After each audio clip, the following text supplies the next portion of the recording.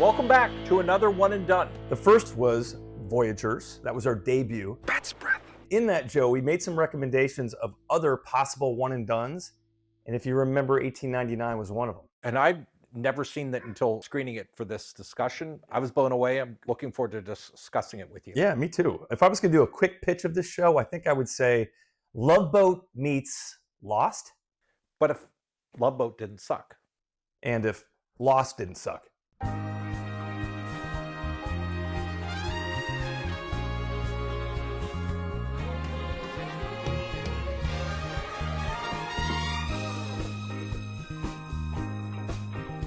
Is this your cup of tea? Would you normally seek out a sci-fi thing like this? Not necessarily, but I think the fact that it's blended with a mystery. It's science fiction with a mystery. Pulls you in. Yeah, it's not a contrived plot like so many science fiction episodic TV is. Over the last few years, I've grown to like or have an affinity for movies, especially the Icelandic shows. Some of the Icelandic shows I've seen.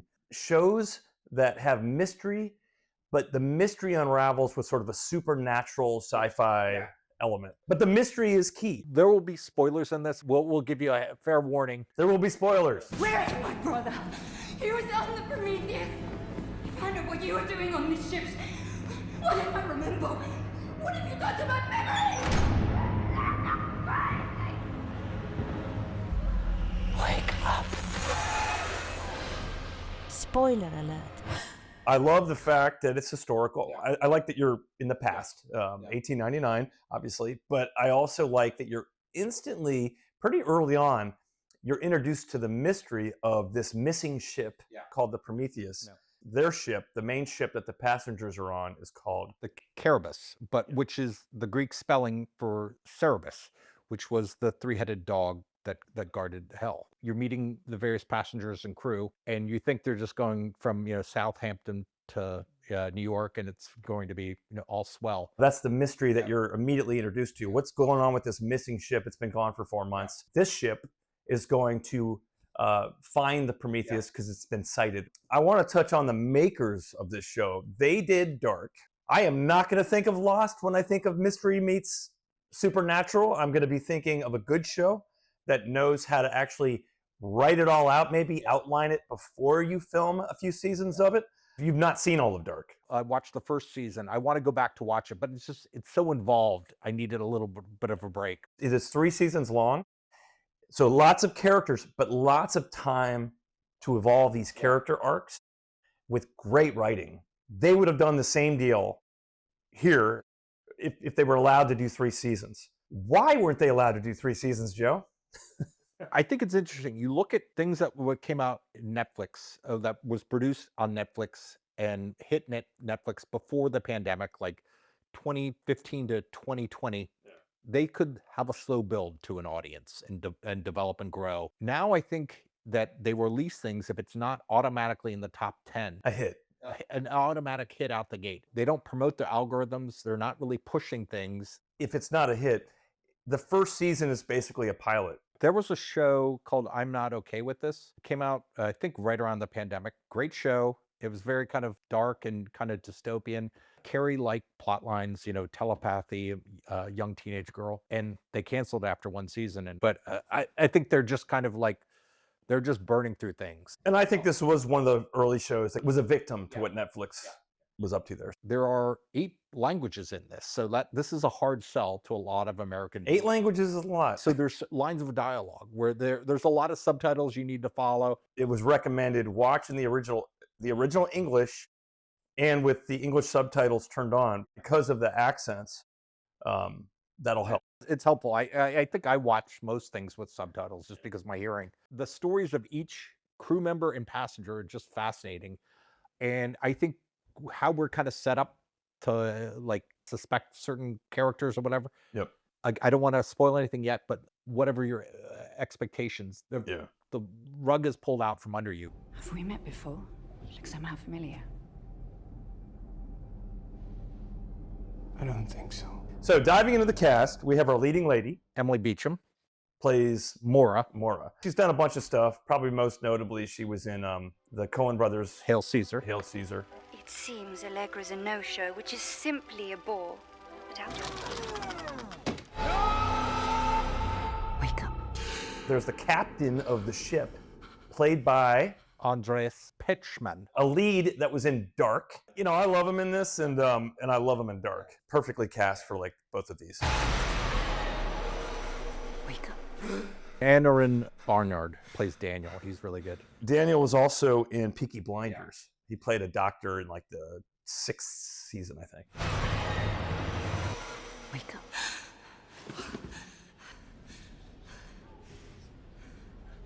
You fell asleep.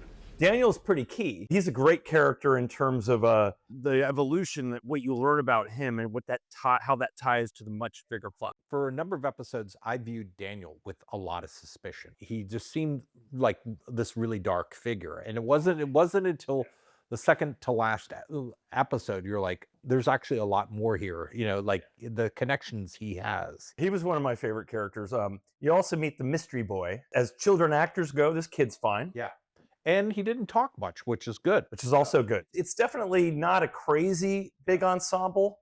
It locks you into about 10 main characters outside of like Mora. They're all passengers headed to New York, and they have secrets. What are their secrets, Joe? We don't know all their secrets. We do know that there's a lot of trauma. The captain of the Kerberos, Ike, I think is his last name. His trauma is that, you know, he lost his entire family in a fire. And there's a lot of other trauma that there's that family. That's the worst. The Danish family is just, that is just so heartbreaking. Yeah. They're obviously very religious, but there is a daughter that's young, but she's pregnant. You find out what's happened, but like, it's obviously she sticks out like a sore thumb, very kind of strong religious family, and yet she's unmarried. So at that time in 1899, that would have been shocking. You have a good variety here. You've got rich snobs. There is the whole Titanic class system thing that you see. This Spanish Portuguese men traveling together. One is impersonating a priest. I don't know why, but there is something in there at that time that, you know, you couldn't show your true selves being a gay man. You've also got the geisha and her mom, which is really fascinating because she's Chinese, is speaking Cantonese, so she's obviously from Hong Kong, Canton, but she's portraying a Japanese. So that's kind of weird in itself. It's revealed that people are not exactly who they are. The Japanese Chinese woman, she basically is taking another person's place. Yes. Because she's trying to escape her lot back in China. Then there's a newlywed French couple. Get kind of bored with them, but yeah. But he has a backstory. One of the men working in the bellows of the ship is a guy that served in the French Foreign Legion with that dude, and they were both deserters. Yep. That would have marked you. You would have been persona non grata anywhere if you had deserted your post. You also had a lady, I like her. She plays the madam, and I think she's even eyeballing the Japanese girl. She checks her out. Oh, I do want to give a shout out to Olek, the Polish guy who's stoking. He's, I think, really nice. The Chinese woman really kind of bonds with him. Was really emotional when things happened to him. Last character to mention, who you'll meet later in the show, you meet the father of Mora, played by Anton Lesser. Anton Lesser. His face is well known if you've ever seen the show Andor. I don't want to spoil anything yet. Oh, we'll spoil stuff. You think he's kind of the one pulling the strings. Oh, yes. That's a big twister. Well, let's get on the plot. Hang on a second. Chris is calling. Yeah, Chris. Hey, I just heard that you and Joe are filming another One and Done without me. Is that true? We're not talking about anything because we're not together. Todd, here's your beer. So how can you two not be together when I just heard Joe? Oh, shit. Interference. Interference. All right. Sorry, man. Okay, let's go in the plot. Yeah. You do meet right away at the end of the first episode. There's only 8 episodes, which is, I think, it's a tight show. So you're really introduced to all the characters in the first episode. You're introduced to the Prometheus is now found, 4-month missing ship. Virtually no one on board except for this boy, Elliot. There's a lot of damage in there. There's hardly any logs or anything. They do find a passenger's list, but there's no captain's log. Yeah, it's totally scary looking inside the ship. I mean, the first episode really packs a punch. Because besides meeting everybody, the mystery of the Prometheus being back, the creepiness of it, the fact that there's a boy discovered, a mute kind of boy. He's not talking. He was locked up in this cupboard there. So do you learn that he has this like black pyramid? He stays in Mora's stateroom. She doesn't know what to make of him or how to kind of interact with him initially. She's trying to help him because this obviously he's suffered trauma. Yeah, so in the second episode, Joe, I think that's taking you like into the further mystery of like some of the characters and their backstories. I have to say it is very lost, and that you're sort of focusing on different characters in different episodes, and you're flashing back to their past Or how they got here. You how know? they got their trauma. Some of the mystery beats, Joe, in the cabins, you have these underneath like floor panels that open up, and there's like these trap doors. And then it creates a portal to another dimension. Well, into people's past stories. So that's a big part of it. You're also following the mystery of who is this boy and what is this black pyramid. And there's also people are getting sick, The one English woman just starts getting black all over her hand. and people are freaking out for several reasons. One is this, why are we getting sick? Is the boy responsible? Even going to the point of going after the boy. People are pissed off that the ship was diverted from going to New York. And so there's like this rebellion. The captain wants to pull it back to Europe. Yeah, he wants to undo the trip. Tow the Prometheus back to like Southampton or wherever. I don't know if there's ever been a mutiny on a kind of ocean liner, but Yeah. there's a mutiny in There's a place. mutiny. And it's really kind of fascinating to see who goes with the mutineers, who doesn't. I like all of that. I also like how the there are people that are like, let's go get the boy. Is it about the Prometheus? The boy came from the Prometheus. Ever since the boy's been on the ship, we've been getting sick. Let's take out the boy. I think the religious mom, she's like, let's take the boy out. Put a crazy religious lady in a show, and I'm always pretty entertained. Midnight Mass. Remember, you ever see that? The religious nut in that movie. The man who acts presumptuously by not obeying the priest who stands to minister there before the Lord your God, that man shall die. I want them to eventually feel some pain. So yeah, there's a lot of parallel things going on here. Spoiler alert.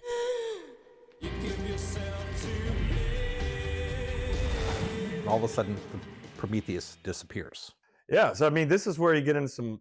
Spoiler alert, the big reveal is that you find out They're in a simulation. they're in a simulation, and it's Mora, I guess, that put them in her simulation. The simulation she created was about managing trauma. Did the brother decide that they're going to be trapped in 1899 when he started controlling the simulation in the loop? What the hell? Are we in a simulation? You start meeting the father of Mora in what appears to be a future environment. Totally not 1899. He's able to kind of like figure out where people are on the ship, where they are in the timeline, and it's really fascinating. Daniel has got some sort of one of those things you had as a kid that you could move squares around to kind of get numbers in order. That's what it looked like to me, but he plugs it into the mainframe of the ship. So tell me this, if it's a simulation and it's not real, then the characters inside the simulation are using mechanical or electrical tools that are not real, and they're hooking it up to things. That's weird. And what you find out, spoiler alert, Daniel, the mystery man, is inside the simulation trying to save Mora, who you find out is his wife. Mora is the creator of this universe, of this simulation. And she created it to help people with trauma. Her own trauma is that their son, Daniel and her son, died. That is the little boy that was created in the simulation. And so he is trying to rescue her from this simulation because you find out Mora's brother, Kieran, for some reason we don't know, has trapped her inside her own simulation. It's been in a loop, a continuous loop. Daniel's been trying to wake her up and get her out of this simulation. They didn't really telegraph it. It slowly dawns on you, like, who's actually real here? And by the way, part of the chaos was also people jumping off the ship, killing themselves. That was real. When everyone's like suddenly becomes like hypnotized. Why were some people possessed and some people weren't? It's that part I didn't get. You're right about thinking that Mora's dad is the bad guy. You really find out at the end that he's not the main bad guy, that it's actually the brother who you never see. You never see. And maybe that we can touch on at the end, like what was their intention if there was a second season. So the climax of the show, all the characters are starting to realize and work together to try to figure out where the hell they are. She's basically saying, through Daniel, this is not real. Others are transported to like China, Foreign Legion forts somewhere in Africa. And aren't they different people's pasts? Yes. And that it's a complete, the puzzle is unraveling. She's taken to a lunatic asylum where she was at one time. And that's where the father what he's trying to do is also snap her out, take her out of her own simulation, because he wants it to end. His world is not real. But yeah, everyone's jumping off the ship. The main characters are all splintered into these different realities. Mora's dealing with the father, and Daniel's pretty much trying to rescue her completely from the simulation world. He knows everything. So he's the key for the author to be able to tell the audience, okay, we have to take Mora completely out of her brother's trap and wake her up. And that's where you get to the big ending, which I love. This is your final spoiler alert. She wakes up.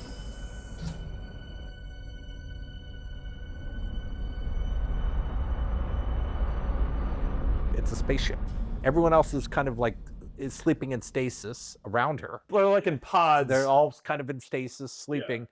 And you don't know how long she's been sleeping. I kind of thought like she's actually in another dimension. That's what's ambiguous. And then she goes to a computer where she hears something, and it's her brother Kieran.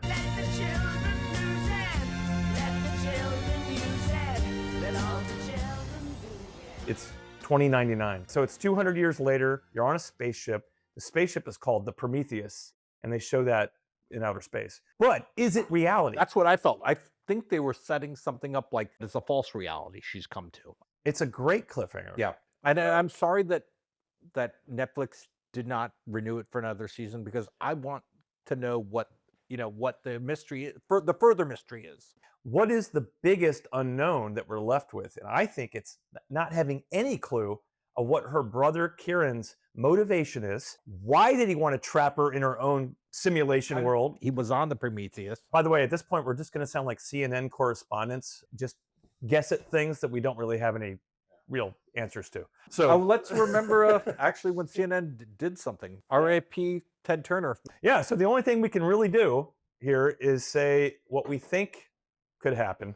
Season 2, you probably would have met Kieran, but maybe discovered that spaceship reality is not reality. In my mind, I think of this show kind of like The Prisoner in some ways, that it's a very kind of self-contained one-season mystery with kind of science fiction elements in there. And again, not like Lost, where they didn't know what was going to happen with any of the character evolution and what the final story was going to reveal. They just kind of made it up season to season. These guys probably did have a 2 or 3 season outline. So I would not be surprised if part 2 was not reality. But you are meeting other characters like Kieran, her brother, and you're also going to see these other characters we've already met. But you're going to get a little deeper into who they are. You see a different side of the father. Maybe he's not the dick we think he is. The captain, he was such a central figure for like the first 4 to 5 episodes. And then he kind of goes in the background. And here's the problem with not having more seasons, is that we would have learned that he's actually a very important person in her life. Yeah, but we don't know. What if the captain, Captain Ike, is actually, he is Kieran, her brother who's trapped her. Oh, wow. That will, I'm going to scratch my head at that. Because otherwise, he's just, as you said, he becomes more peripheral in the later episodes. And then he is kind of killed off. Spoiler alert. Yeah, but at the same time, you see him in stasis at the very, very end, too. So well, that's where you get to play with these characters and these actors, and you get to evolve. But we don't get to see that. So who knows what would have happened. But I give the show, for a first introduction to this idea, that first season, I give like an A-. I give it like an A-, B+. It's really good. Everything was unexpected with this, and the acting is really top notch. I agree. I just think there's always an intrigue with anything on an ocean liner, whether it's, disaster movies like Poseidon Adventure or Titanic, or, romance like Affair to Remember, or just wackiness, Night at the Opera. I agree. I think that element, ship liner or whatever, on the ocean, especially the past, pulled me in. The supernatural element, I knew that this was the makers of Dark.